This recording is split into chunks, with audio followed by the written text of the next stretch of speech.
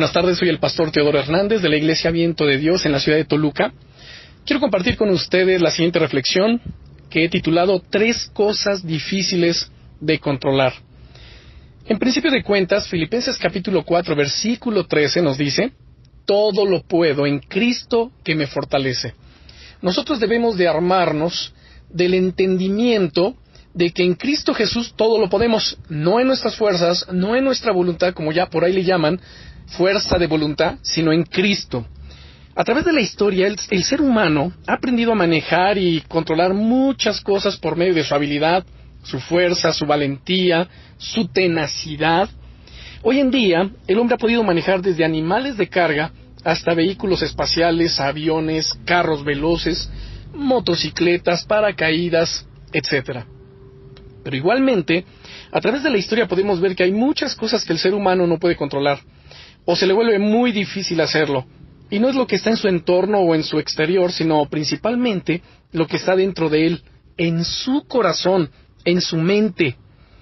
En este momento reflexionaremos sobre 3 cosas que a todas las personas, incluyendo a los cristianos, se nos vuelve muy difícil de controlar. Pero como leímos en el texto con el cual iniciamos esta reflexión de Filipenses 4:13, podemos hacerlo todo, porque en Cristo Jesús Él nos fortalece. Así que no hay nada que nosotros no podamos hacer, o realizar, o cambiar. Todo lo podemos en Cristo. Cuando alguien dice es que no puedo, no se puede, en buena medida está haciendo a Dios mentiroso, porque en Cristo todo lo podemos. Él nos fortalece, Él nos da la gracia, la sabiduría, el entendimiento. Entonces no lo haremos en nuestra propia fuerza, sino en la fuerza y el poder de nuestro Dios por medio de su Espíritu Santo.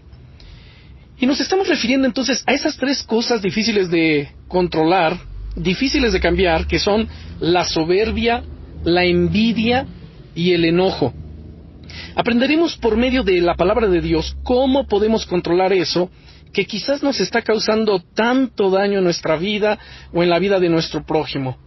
Veamos entonces lo que enseña la palabra de Dios. Primero, cómo controlar la soberbia. En el Salmo 19, versículo 13, leemos: preserva también a tu siervo de las soberbias, que no se enseñoren de mí. Entonces seré íntegro y estaré limpio de gran rebelión. Contra nuestra soberbia vamos a luchar toda la vida. Pero como lo dice el rey David en este salmo, no debemos permitir que se enseñoree de nosotros, es decir, que tome control. No debemos permitir que la soberbia tome una vez más ese control sobre nuestra mente, sobre nuestro corazón, sobre nuestros pensamientos. La soberbia es sentirse uno mismo superior o mejor que los demás. ¿Cómo podemos reconocer la soberbia en nuestra vida? Veamos las siguientes características de una persona llena de soberbia en su corazón. Número 1, una persona soberbia es aquella que tiene el deseo de recibir siempre alabanza de la gente. Segundo, es aquel que habla siempre de sus logros y de sus éxitos. Además, esa persona siempre quiere tener el control de todo. Número 4, siempre quiere tener la razón. Número 5, se alegra de los fracasos de los demás. Número 6, siempre quiere defenderse de la crítica.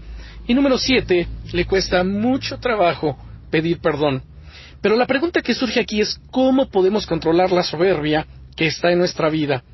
Comprendiendo que como hijos de Dios tenemos que reflejar en nuestra vida el carácter de Cristo, dice Mateo capítulo 11, versículos 28 y 29, dice el Señor Jesucristo: vengan a mí todos los que están trabajados y cargados, y yo los haré descansar.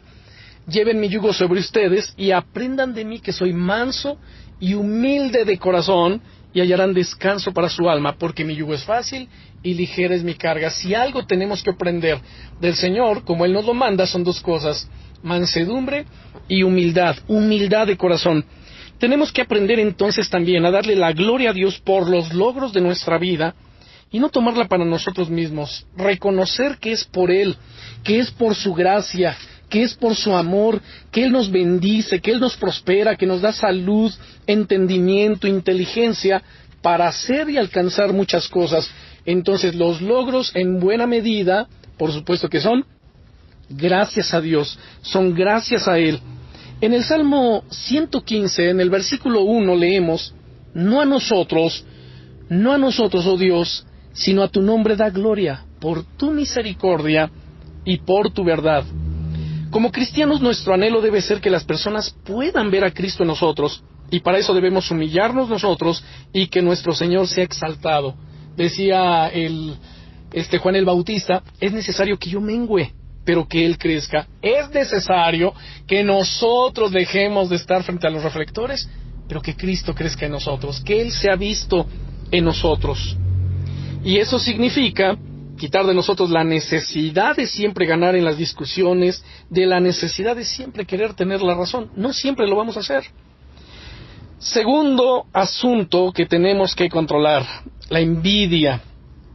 Cuando nosotros leemos en el libro de Proverbios, en el capítulo 14 y en el versículo 30, encontramos las siguientes palabras: el corazón apacible es vida de la carne, mas la envidia es carcoma de los huesos.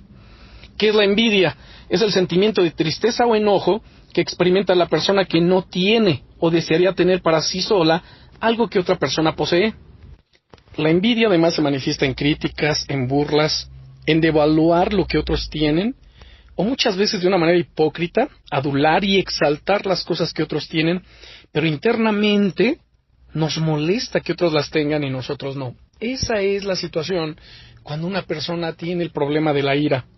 Ahora, este problema, la envidia es un grave problema porque nunca la persona que la posee podrá ser feliz, pues siempre querrá tener lo que otros tienen y le enojará lo que ellos tienen y por supuesto que ellos no pueden alcanzar de obtener. Y la clave para controlar la envidia en nuestra vida o en la vida de la persona que lo padece se llama agradecimiento y contentamiento. Debemos aprender a dar gracias a Dios por lo que tenemos y aún por lo que no tenemos. El apóstol Pablo, enseñándole a la iglesia de Tesalónica, él le decía en el capítulo 5 de Primera de Tesalonicenses 5, verso 18, dad gracias en todo. En Colosenses capítulo 3 y el versículo 15 dice: y la paz de Dios gobierne en vuestros corazones, a la que asimismo fuisteis llamados en un solo cuerpo, y sed agradecidos. Debemos de tener contentamiento en nuestro corazón, confiando que Dios tiene siempre cuidado de nosotros. Igualmente el apóstol Pablo, hablándole a los hebreos, en su carta, en el capítulo 13, versículo 5, dice: sean vuestras costumbres sin avaricia, contentos con lo que tenéis ahora, porque él dijo: no te desampararé, ni te dejaré. De manera que podemos decir confiadamente: el Señor es mi ayudador, no temeré lo que me pueda hacer el hombre. Ahora, en base a esto de la envidia, si nosotros somos agradecidos con Dios, absolutamente por todo lo que tenemos, por todo lo que poseemos, y como ya lo mencioné, aún por lo que no tenemos, eso detonará en el cielo, de parte de Dios, bendiciones abundantes sobre nuestras vidas. Tenemos que aprender a confiar en Él. Él tiene cuidado de nosotros en todos los aspectos. No importa si estamos atravesando alguna situación difícil, económica, o de lo que sea. Confiemos plenamente en la provisión de Dios. Dios es el que abre puertas, Dios es el que promueve. Él dice: si en lo poco eres fiel, en lo más te voy a poner. Así que confiemos en Dios. Y bien, el tercer punto, o la tercera cosa que es difícil de controlar, es el enojo. ¿Cuántos de nosotros no hemos batallado, o quizás aún estamos batallando, con el enojo? En Proverbios capítulo 11, y en el versículo 23, leemos lo siguiente: el deseo de los justos es solamente el bien, mas la esperanza de los impíos es el enojo. Vale la pena reflexionar sobre lo que nos enseña este versículo. La esperanza del impío es el enojo. Las personas que no conocen a Dios o a Cristo Jesús como su Salvador, ellos piensan que con su enojo van a resolver sus problemas, maltratando a las personas, humillándolas. Piensan que mostrándose enojadas van a intimidar a las personas y siempre lograrán lo que se proponen, pero están muy equivocadas. ¿Cómo podemos controlar nosotros ese mal carácter y ese enojo que aún tenemos en nuestra vida, si es que lo estamos padeciendo? En primer lugar, reconociendo que nuestro enojo nos lleva a hacer cosas, a decir cosas que en primera instancia no agradan a Dios. Por supuesto, tampoco le van a agradar a nuestro prójimo. Pero si algo nosotros tenemos que estar conscientes es de que nuestras palabras ofenden directamente a Dios. En Proverbios capítulo 29, versículo 22 dice: el hombre iracundo levanta contiendas, y el furioso muchas veces peca, por supuesto, porque es arrastrado por su enojo, y al controlarle le lleva a maldecir, o actuar de una manera incorrecta. También lo podemos controlar reconociendo que el enojo no resuelve nuestros problemas, sino que muchas veces los empeora. En el capítulo 19 de este mismo libro de Proverbios, y el versículo 19, nos dice lo siguiente: el de grande ira llevará la pena, y si usa de violencia, añadirá nuevos males. Tercero, reconociendo que un corazón lleno de ira y de enojo jamás obrará según la voluntad de Dios y de su justicia. Jamás estará de acuerdo con la voluntad de Dios. No agradará, por supuesto, a Dios, ni estará haciendo su voluntad. En Santiago capítulo 1, versículos 19 y 20, dice el apóstol: por esto, mis amados hermanos, todo hombre sea pronto para oír, tardo para hablar, tardo para airarse, porque la ira del hombre no obra la justicia de Dios. Entonces, la ira que nace del egoísmo no contribuye a la justicia de Dios, solo conduce a la malicia y a la destrucción. Siguiente punto es que para poder controlar nosotros ese mal carácter y el enojo, debemos dejar la ira a un lado y aprender a esperar en Dios, que Él nos defienda, que Él tome el control de nuestros problemas. Si somos cristianos, tenemos que hacer uso del dominio propio. Pero antes del dominio propio, si nosotros leemos en el Salmo 37 y en los versículos 8 y 9, porque pareciera muchas veces que la gente que no tiene temor de Dios, la gente que no busca agradar a Dios, es más, ni siquiera Dios está en sus pensamientos, ¿saben? Pareciera que muchas veces les va bien y que prosperan en todas sus empresas, en sus negocios, en todo lo que emprenden. Sin embargo, Dios nos dice en su palabra, una vez más, en el Salmo 37, versículos 8 y 9. Dice: deja la ira y desecha el enojo. No te excites en manera alguna a hacer lo malo, porque los malignos serán destruidos, pero los que esperan en Dios, ellos heredarán la tierra. Así que desechemos todas estas cosas, permitamos que Dios tome control de nosotros. Finalmente, al ser nosotros cristianos, y cuando digo cristianos, no lo estoy diciendo en un sentido de religiosidad, sino cristiano quiere decir aquel que es seguidor de Cristo, que ha hecho de Jesús el Señor de su vida, que obedece su palabra, que se ha bautizado, por supuesto, que hace las cosas de acuerdo a lo que Dios estableció en su palabra, ni más ni menos, simplemente lo que Dios estableció en su palabra. Como consecuencia, entonces, esta persona ha sido perdonado de sus pecados, ha recibido el Espíritu Santo, y el Espíritu Santo le estará guiando a toda la verdad, a toda la justicia. Este mismo Espíritu Santo le estará capacitando, facultando de poder para no ceder a la tentación, para vencer toda obra y artimaña del enemigo.